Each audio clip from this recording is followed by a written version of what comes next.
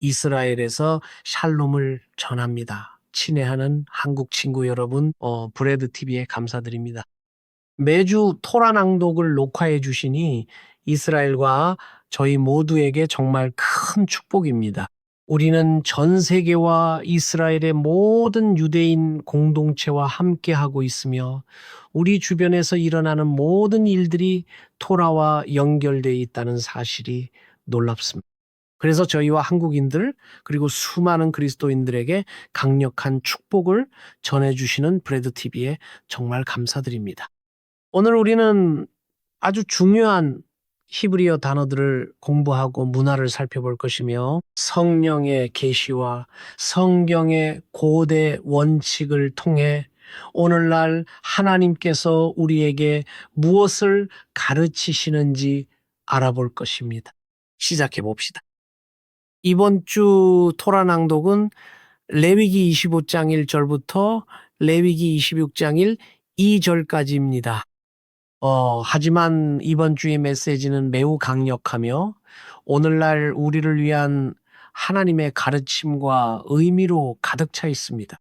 우리는 공급하시는 하나님을 신뢰하는 것, 우리의 일과 노동에 있어 하나님을 신뢰하는 것, 그리고 하나님을 신뢰하면서도 우리의 일상과 주간 생활에 하나님의 원칙을 적용하는 것, 그리고 하나님께서 이스라엘 백성에게 가르치신 주기에 대해 이야기할 것입니다.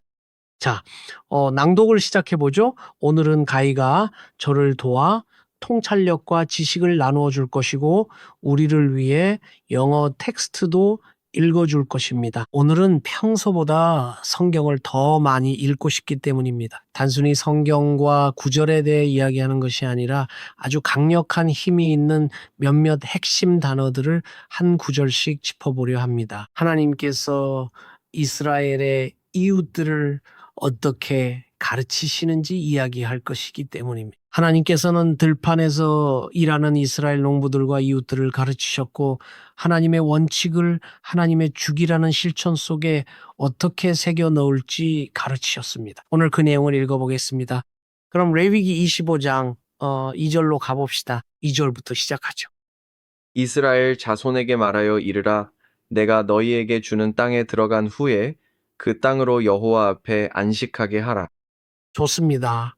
그 전에 우리는 하나님께서 사람들에게 안식일, 즉 샤바트를 주신 것을 보았습니다.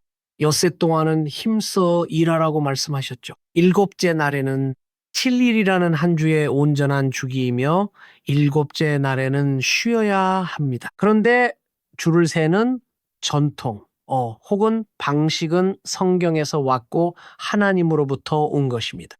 과거에 이방인들이나 다른 민족들의 삶이 어떠했는지 그들이 어떻게 날을 샜는지는 잘 모르겠고 공부하지도 않았습니다만 제가 조사를 다 하지는 못했지만 그들에게 샤밧은 익숙한 것이 아니었고 이런 종류의 규칙도 없었다는 건 확실히 압니다. 하지만 하나님은 자신의 백성에게 오셔서 말씀하십니다.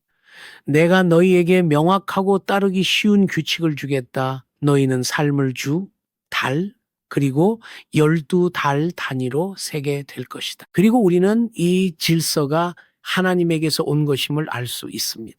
이것이 아름다운 이유는 우리가 아는 모든 민족이 우리가 아는 모든 나라가 실제로 오늘날까지도 같은 원칙을 사용하고 있기 때문입니다.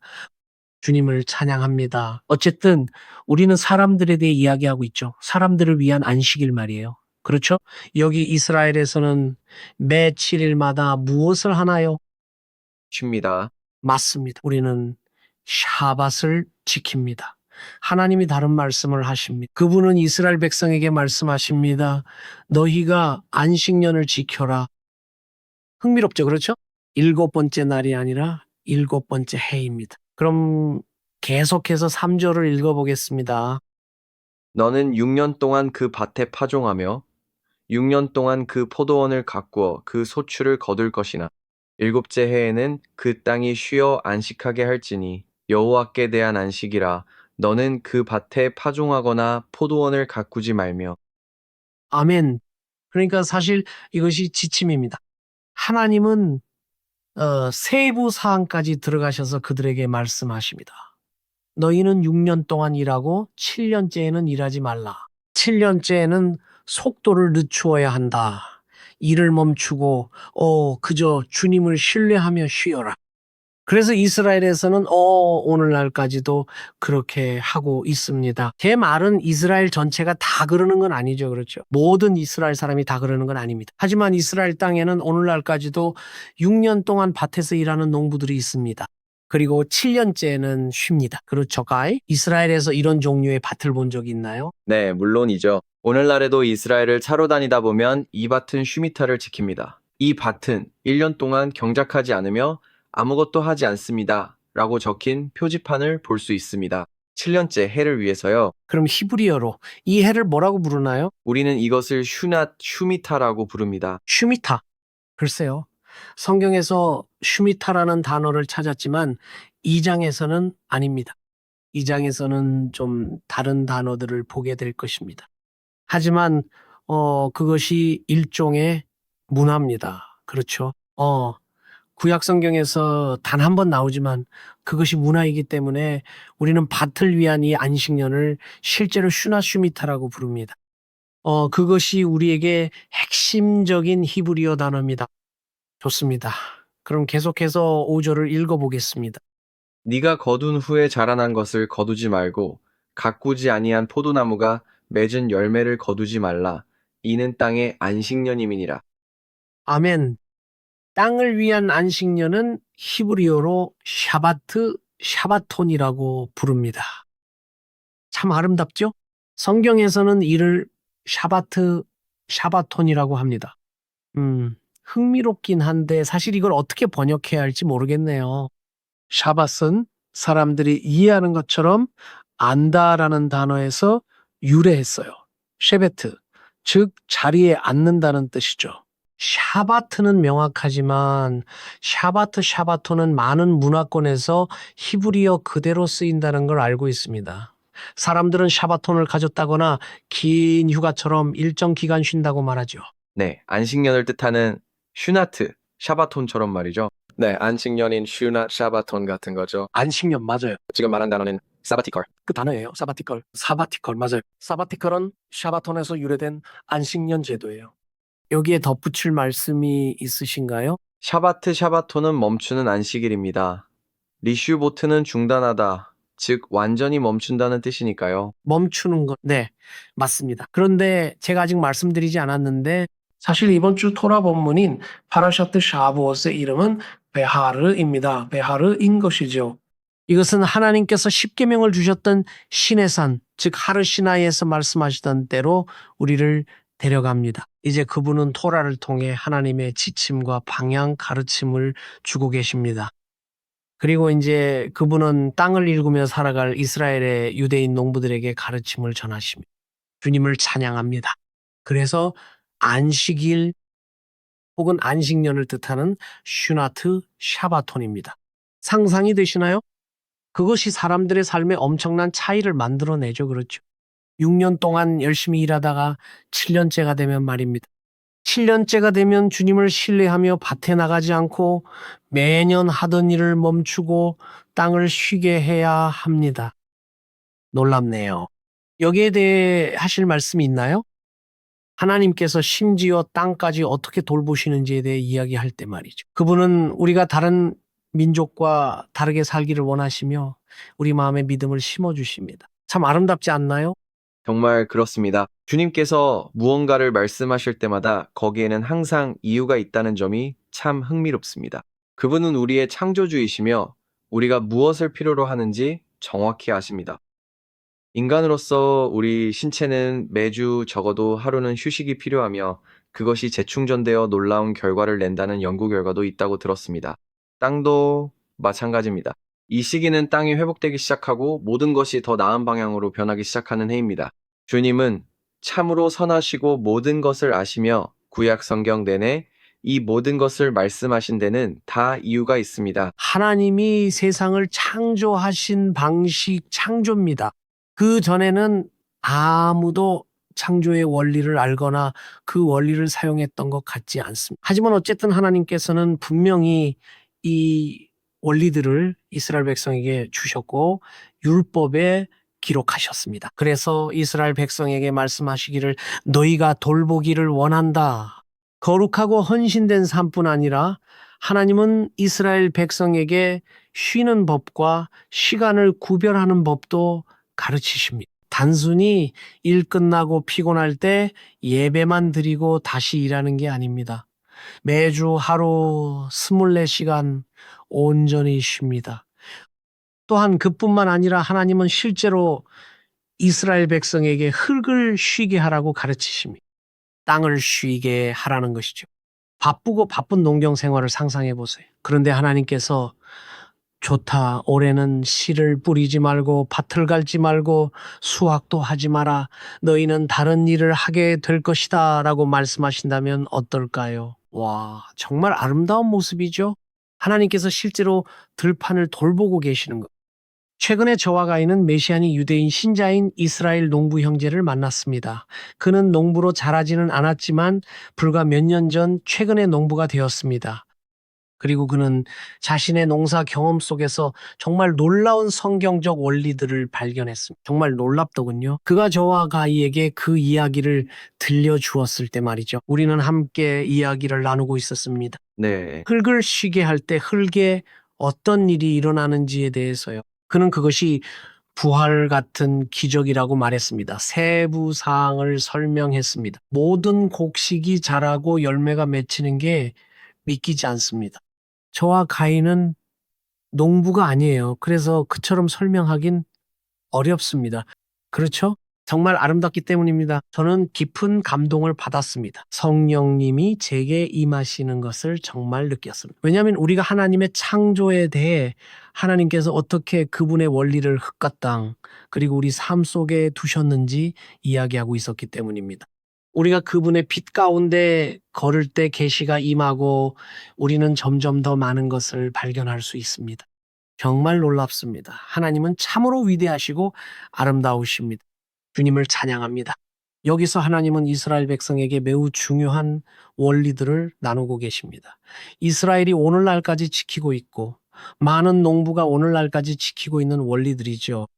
슈나트, 슈미타, 즉 안식년입니다.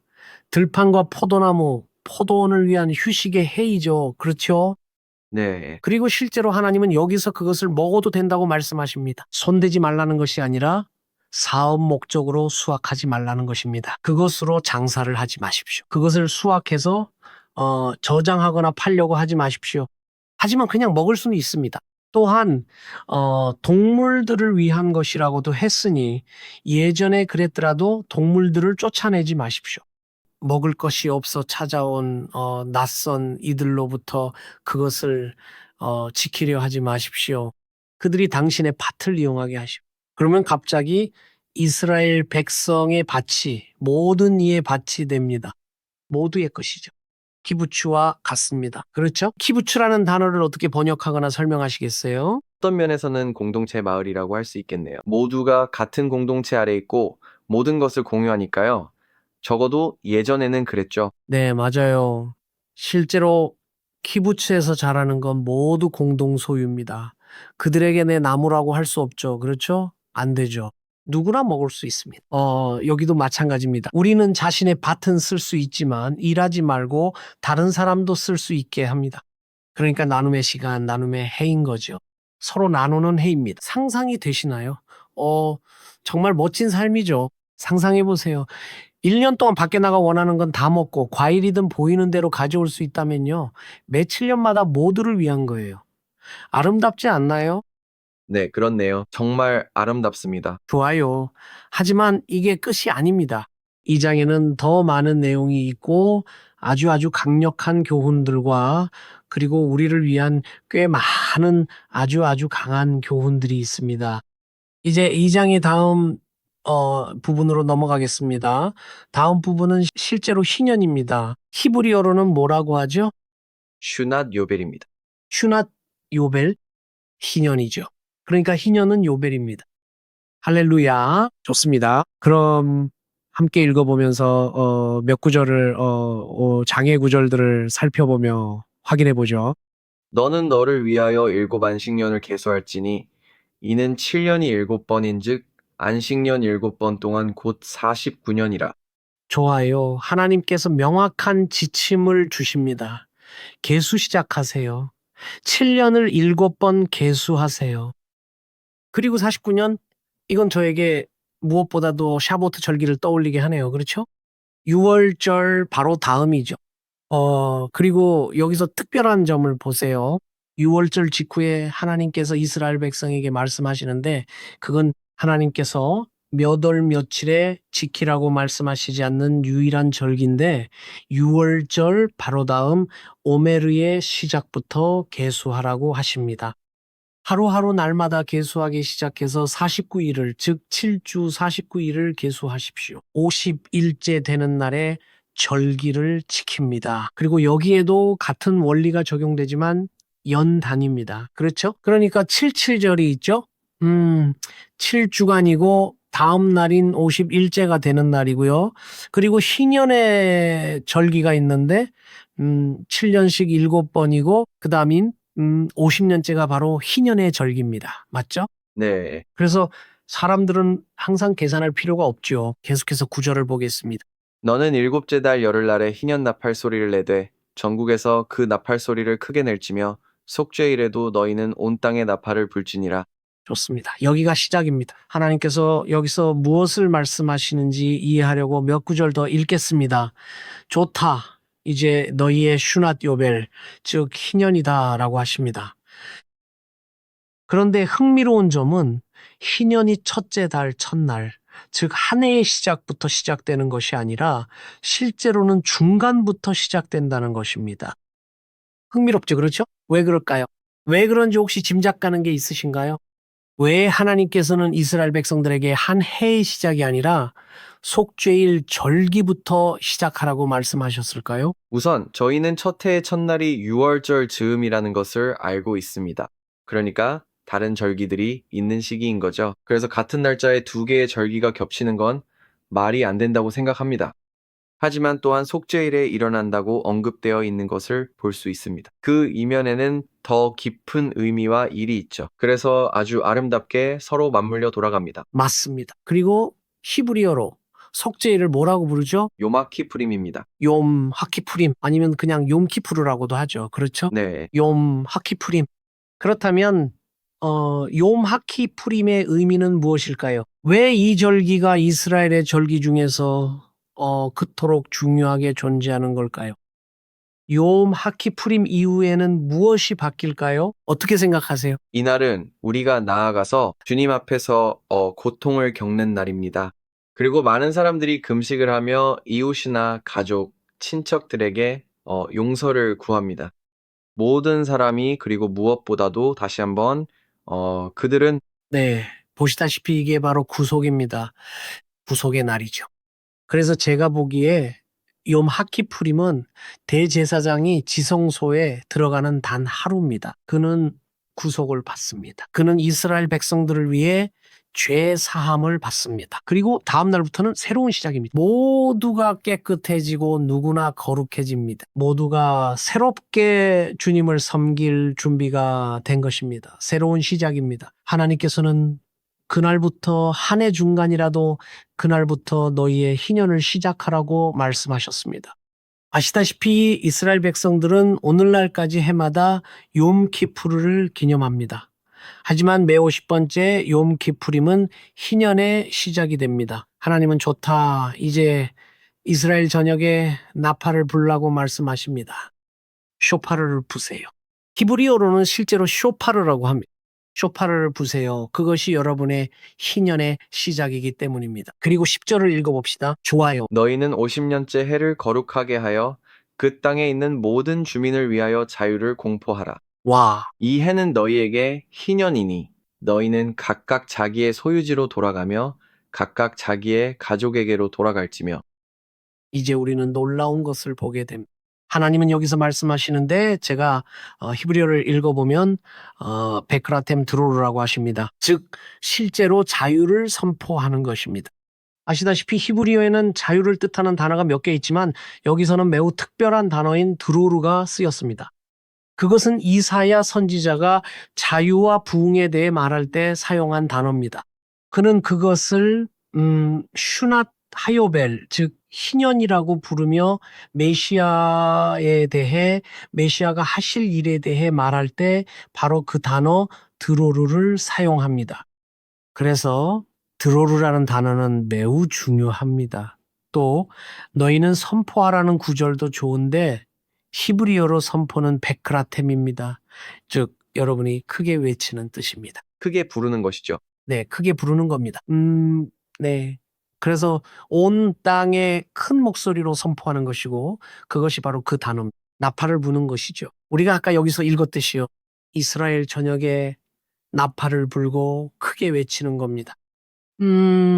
제 말은 아주 많은 사람들, 모든 지도자들, 관련된 모든 사람들이 크게 외치는 겁니다. 올해는 희년이다. 올해는 드로르의 해다. 할렐루야. 즉 자유의 해라는 것이죠. 한순간에 완전한 자유가 이스라엘에 임하고 이스라엘을 덮는 것을 상상할 수 있나요? 자유를요? 그리고 이것은 부흥과 회복, 그리고 이 땅에 임하게 될 하나님의 나라를 위한 예언적 메시지입니다. 실제로 우리는 이사야 선지서에서 하나님께서 어떻게 이 땅에 그분의 나라를 세우시는지 읽게 됩니다. 그리고 그것은 슈낫 라촌 또는 드로르, 즉 희년이라고 하며 그것은 또한 치유, 영혼의 치유, 우리 몸의 치유, 그리고 변화를 위한 것입니다. 노예들이 해방되고 자유롭게 풀려납니다. 속박된 사람들이 다시 자유로워집니다. 치유가 일어날 것입니다. 회복이 일어날 것입니다.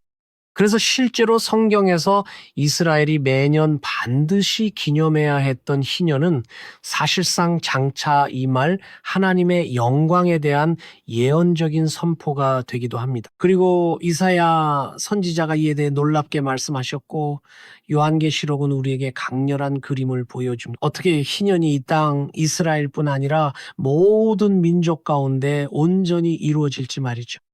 우리에게 정말 아름다운 모습이죠. 안 그래요? 이 구절의 후반부에서 우리가 볼 수 있는 또 다른 점은 모든 사람이 각자의 소유지와 가족에게로 돌아가게 된다는 것입니다. 정말 아름다운 광경이죠. 주님께서 모든 사람에게 그들의 모든 행위와 생업에서 벗어나 가족과 소유지로 돌아가라고 명령하시는 모습을 상상해 보세요. 그 말을 들은 이 정원의 올리브 나무 아래나 그들이 가꾼 나무 아래에 온 가족이 함께 둘러앉아 있는 그 아름다운 모습들이 즉시 떠오르네요. 포도밭도요? 맞아요. 모든 하인과 가족, 때로는 친구들까지 함께 모여 교제하며 즐거운 시간을 보내고 주님을 찬양하며 그 모든 것을 마음껏 누리는 시간이죠. 주님의 영광과 선하심 안에 머물며 주께서 주신 아름다운 삶을 즐기는 것입니다. 네. 여기서 우리는 놀라운 회복을 봅니다. 이것은 하나의 징표입니다. 비록 사람들이 길을 잃고 땅을 잃고 생업을 잃고 그들의 땅과의 연결 고리마저 끊어졌을지라도 말이죠. 위기가 닥쳐서 땅을 팔아야 했고 모든 것을 잃었을지도 모릅니다. 파산이죠. 맞아요. 파산입니다. 아마 사람들은 현대적인 의미에 그러니까 요즘 말로 파산을 겪었을 겁니다. 그렇죠? 무슨 일이 있었든 무엇이 사람들을 그들의 뿌리와 소유와 유산으로부터 떼어놓았든 그래서 모든 것을 잃었을지라도 말입니다. 비극이나 경영부실 혹은 우리 자신의 죄와 실수 등 그 이유가 무엇이든 간에 이제 희년이 오면 그것은 온전한 회복의 때가 됩니다. 그것이 바로 이 장면이죠. 설령 그들이 노예였을지라도 말입니다. 성경은 그렇게 말하고 있죠. 이 장의 마지막 부분은 유대인이나 이스라엘 백성 중 누군가가 노예로 팔려갔다면 이제 그를 풀어줄 때라고 설명합니다. 그리고 다른 이스라엘 사람의 땅을 샀다면 그들에게 원래의 땅을 돌려주어야 합니다. 그러므로 지금은 용서의 시간, 자유의 시간, 기쁨의 시간입니다. 흩어졌던 가족들까지 자신들의 땅으로 다시 모이기 때문입니다. 상상이 되시나요? 제가 파산했다고 칩시다. 모든 걸 잃었습니다. 제 밭도 잃었고요. 조상들이 물려준 땅도 잃었습니다. 그런데 이제 하나님이 돌려주시는 겁니다. 그것이 토라이기 때문이죠. 그것이 고대의 계명입니다. 그리고 이 장면을 보세요. 이스라엘 백성들이 나라 곳곳에서 어쩌면 전 세계에서 다시 모여들고 있습니다. 같은 장소로, 같은 뿌리로, 같은 곳으로 다시 돌아오는 것이죠. 여기 미쉬파호트 혹은 미쉬파호트라고 되어 있는데 가족이라는 뜻이죠. 가족들이 함께 모입니다. 히브리어 표현이 참 마음에 드는데요. 여기 보시면 베샤브템, 즉 너희 모두는 이라고 되어 있습니다. 샤브템이라는 단어도 매우 흥미롭습니다. 사실 이건 똑같습니다. 샤브템은 돌아오다, 귀환하다라는 뜻이죠. 귀환이죠. 그런데 히브리어로 보면 이 단어의 어근, 즉 글자들은 샤바트와 어근이 같습니다. 그렇죠? 앉는다는 것과도 같죠. 놀랍지 않나요? 돌아오는 것, 앉는 것, 샤바트, 앉는 것, 샤바트 다 같은 어근입니다. 그만두는 것도요? 그만두는 거 맞아요. 멈춰요. 모든 걸 멈추는 것. 그게 바로 그 그림이고 언어의 묘미죠. 그렇죠. 네, 할렐루야. 그러니까 돌아온다는 것은 사실 같은 단어입니다. 샤바트로 돌아가고 앉으러 돌아가고 멈추러 돌아가는 거죠. 그렇죠. 그리고 속도를 늦추고 시간을 갖는 것. 히브리어로 돌아온다는 말은. 그래서 사실 매우 깊은 단어입니다. 좋아요. 이제 아후자토로 돌아간다고 돼 있습니다. 영어로는 뭐라고 돼 있죠? 소유물입니다. 소유물. 좋아요. 소유물은 당신이 소유한 무언가죠. 히브리어로 아우자토는 사실 현대 히브리어에서는 무엇으로 쓰이죠? 대저택입니다. 대저택. 맞죠? 당신의 땅, 큰 집, 그리고 그 주변의 땅을 의미하죠. 하지만 사실 히브리어로 소유물이라고 할 때는 당신이 쥐고 있는 것입니다. 그렇죠? 당신이 간직하고 붙잡고 있는 것이죠. 그건 당신의 것입니다. 그리고 물론 가족도요. 그러니까 땅, 유산, 가족. 저는 이게 정말 너무 좋습니다. 하나님께서는 우리에게 하나님 나라의 아름다운 그림을 보여주고 계십니다. 정말로 이스라엘 백성들, 특히 고통받고 모든 것을 잃은 이들에게 그것은 완전한 회복입니다. 그건 정말 구원을 떠올리게 하죠. 구원이 우리 삶에 임할 때 우리는 하늘 가족으로 충만함으로 축복으로 회복됩니다. 하늘의 유산으로 하나님의 약속 안으로 말이죠. 우리는 하나님의 백성과 하나가 되고 계속해서 이어집니다. 정말 아름답습니다. 그리고 여기 희년과 함께 같은 그림이 있습니다. 그러니까 희년은 이스라엘 사람들의 삶에서 매우 강력한 경험입니다. 또한 오랫동안 기다려야 하죠. 50년이나요. 장수하는 분들은 평생에 두 번 볼 수도 있겠네요. 그렇죠? 대부분의 사람들에게 이 사건은 평생에 한 번뿐인 경험이겠지만 정말 아름답습니다. 우리가 볼 수 있듯이 그것은 세대 간의 회복입니다. 그렇죠? 가족의 회복, 땅, 사람들, 지파, 모든 것이 돌아오고 회복됩니다. 소유물은 또한 당신이 가진 것, 즉 물리적인 축복을 의미합니다.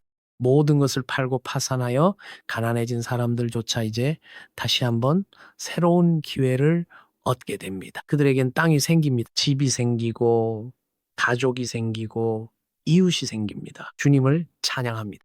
그것이 바로 희년입니다. 그럼 11절을 읽어봅시다. 그 50년째 해는 너희에게 희년이니 너희는 파종하지 말며 스스로 난 것을 거두지 말며 가꾸지 아니한 포도를 거두지 말라. 이것은 또 다른 강력한 점입니다. 우리는 2장을 시작했습니다. 7번째 해에 대해 이야기하면서요. 그렇죠. 6년 동안 일하고 7년째에는 밭에서 일하지 않고 쉬게 합니다. 하지만 여기 놀라운 것이 있습니다. 7 곱하기 7은 얼마죠? 49입니다. 49죠. 맞죠? 49. 그러니까 실제로 49년째는 안식년입니다. 밭에서 일하지 않는 해죠. 이제 50년째가 되면 또 다른 안식년입니다. 그래서 사실상 성경이 여기서 보여주는 것은 50년마다 한 번씩 2년 연속으로 밭에서 일하지 않는 시기가 있다는 겁니다. 와, 2배의 몫이네요. 2배의 몫이죠. 그렇죠. 믿음의 2배의 몫입니다. 고대 시대에 살았다면 어떤 면에서는 무섭기까지 했을 겁니다. 상상이 되시나요? 이제 다음 2년 동안은 밭에 손을 대지 않습니다. 거기서 먹을 수는 있지만 밭으로 사업을 하지는 않습니다. 포도원에도 손을 대지 않죠. 가지치기도 안 하고 수확도 안 해요. 포도는 따먹을 수 있지만 그걸로 장사는 안 하죠. 하지만 그것이 여러분의 생계 수단입니다. 그것이 여러분의 수입원이죠. 그러니 어떻게 해야 할까요? 그리고 이것은 정말 놀라운 점입니다. 그렇죠? 이제 추가적인 점을 봅니다. 쉬고 삶을 즐기는 두 배의 축복이죠. 하지만 문제는 어떻게 살아갈 것인가 하는 겁니다. 어떻게 생활비를 감당할까요? 그렇죠? 그걸로 정말로 어떻게 먹고 살 수 있을까요? 제 생각에 그것은 또한 아주 좋은 믿음의 시험입니다. 여러분이 얼마나 신실한지, 그리고 주님께서 실제로 모든 것을 공급하시고 이 2년 동안 여러분을 지탱해 주실 것이라는 믿음이 얼마나 큰지 말이죠. 모든 밭을 생각하면 2년은 꽤 긴 시간이기 때문입니다. 많은 노동이 필요하고 많은 수입이 생기는 곳이니까요. 맞아요. 그리고 가히 18절, 19절 읽어주세요. 하나님이 이스라엘 백성을 어떻게 가르치고 그 부분을 어떻게 설명하시는지 보겠습니다. 너희는 내 법도를 행하며 내 규례를 지켜 행하라. 그리하면 너희가 그 땅에 안전하게 거주할 것이라. 그것이 약속입니다. 네, 그것은 약속입니다. 땅은 그 열매를 내리니 너희가 배불리 먹고 거기 안전하게 거주하리라. 하나님께서는 이스라엘 백성을 가르치시고 무엇을 해야 할지와 약속을 주셨습니다. 내가 하라는 대로 하면 이런 것을 얻게 될 것이라는 거죠. 여기서 뭐라고 말씀하시나요? 그 땅에 안전히 거주하신다고 합니다. 안전하게 평안을 얻고 안전을 보장받으며 보살핌을 받을 것입니다. 계속해서 읽어봅시다. 20절 만일 너희가 말하기를 우리가 만일 심지도 못하고 거두지도 못하면 일곱째 해에 무엇을 먹으리요 하겠으나 씨를 뿌리지도 소출을 거두지도 못하리라. 여기서 멈추죠. 좋아요. 이건 아주 타당한 질문입니다. 모든 농부가 즉시 생각할 법한 일이죠. 하나님이 6년은 일해도 좋지만 7년째는 쉬어라고 말씀하실 때 말이죠. 희년에는 2년 연속으로 일을 하지 않게 됩니다. 그러니 이스라엘 농부든 누구든 질문을 던지게 될 겁니다. 어떻게 그럴 수 있지? 생활비는 어떻게 감당하고 내 수입은 어떻게 되는 거지? 그게 수입원이고 생업이니까요. 그리고 무엇을 먹고 살지도요. 그게 그들의 주된 식량원이었으니까요. 맞습니다. 여러분이 질문할 때 하나님은 우리 대신 말씀하십니다. 분명 이런 질문을 하실 거예요. 이 질문에 대해 하나님이 즉 당신과 저에게 주시는 답과 지침이 무엇인지 계속 읽어봅시다. 21절입니다. 내가 명령하여 6년째에 내 복을 너희에게 내리리라. 잠깐만요. 내가 내 복을 너희에게 명령하리라고요. 와, 강력한 약속이네요. 하나님은 내가 너를 대신해 말하겠다고 하십니다. 복이 임하도록 명령하시겠다는 것. 오, 정말 강력한 선언입니다. 아멘. 성령님이 저에게 임하십니다. 성령님께서 저와 이 방송을 보는 분들에게 말씀하시는 것. 하나님은 내가 복을 명령하니 그 복이 너의 삶에 임할 것이다라고 하십니다. 주님을 찬양합니다. 하나님은 말씀하십니다. 마음속에 어떡하지? 무엇을 먹고 마시지? 혹은 예수아가 말씀하신 것처럼 무엇을 입지? 라는 의문이 들 때 하나님은 내가 내 복을 명령하리라고 하십니다. 하나님이 복을 명령하신다면 그 복은 반드시 임하겠죠. 그렇죠? 네. 와, 타이밍도 흥미롭네요. 언제 복을 주신다고 하셨죠? 6년째예요. 1년이나 2년, 3년째에 주시면 상하거나 변질될 수도 있으니까요. 그리고 아시다시피 생업에 방해가 될 수도 있죠. 관리하고 신경 써야 할 게 너무 많아지니까요. 하지만 6년째는 준비의 해입니다. 주님이 여러분을 준비시키시는 거죠. 그리고 다음 시즌, 즉 7년째를 위한 길을 닦아 놓으시는 겁니다. 내가 내 복을 명령하리라. 계속 읽어보죠. 그 소출이 3년 동안 쓰기에 족하리라. 주님을 찬양합니다. 와, 보세요. 하나님은 말씀하십니다. 주님, 당신을 신뢰합니다. 라고 마음으로 고백한다면요. 처음부터 1년, 2년, 3년째부터요. 그러면 7년째가 되었을 때 일하지 않고 주님이 시키는 대로 하며 말씀에 순종할 때 하나님은 3년치를 넉넉히 주겠다고 하십니다. 상상이 되시나요? 3년 동안 일하니 정말 엄청난 풍요죠. 그러니 희년까지도 감당할 수 있는 놀라운 축복과 풍요를 주시는 겁니다. 할렐루야. 계속해서 읽어봅시다. 너희는 제8년에는 파종하려니와 제9년까지 묵은 곡식을 먹을 것이며 그 소출이 들어오기까지 너희는 묵은 것을 먹으리라. 주님을 찬양합니다. 그것이 바로 주님의 축복입니다. 자, 여러분, 더 드릴 말씀과 계시들이 많지만 우리는 하나님의 법도와 주님의 축복이 평범한 농부들의 삶에 어떻게 임하는지 보고 있습니다. 이것은 그들에게 가르쳐 줍니다. 내가 하는 대로 하면 밤낮으로 일하는 다른 민족들처럼 살지 않고 초자연적인 것을 보게 될 것이라고요. 초자연적인 보호, 초자연적인 축복, 초자연적인 번성을 말이죠. 다른 이들보다 적게 일하면서도 더 많은 결과를 보게 될 것입니다. 축복을 보게 될 것이기 때문이죠.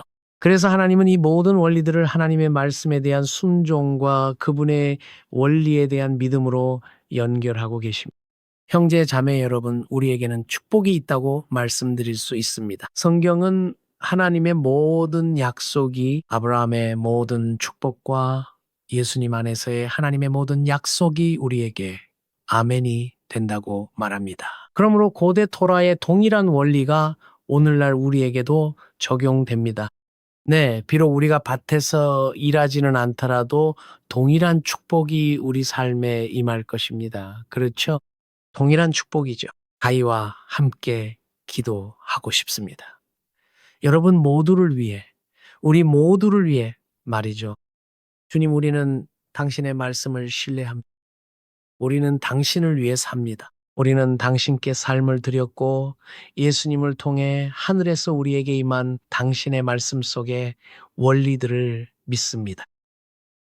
할렐루야. 주님, 예수님의 이름으로 기도합니다. 우리가 당신의 말씀에 순종하고 기도하며 주님을 신뢰할 때 당신의 백성들에게 계속해서 축복을 내려주시옵소서. 당신의 소망을 우리 마음에 두시고 우리는 모두 농부는 아니지만 서로 다른 삶을 삽니다. 하나님, 당신의 소망이 우리 마음에 있으니 당신 뜻을 행하길 원합니다. 그러므로 기도하오니 당신께서 공급하시고 기적을 행하시며 이 하늘의 축복을 부어주셔서 하나님의 모든 고대 약속들이 성령의 능력으로 우리 삶 속에서 계속 역사하게 하옵소서. 예수님의 이름으로 기도합니다. 아멘. 아멘. 와우! 이스라엘에서 축복과 샬롬을 전합니다.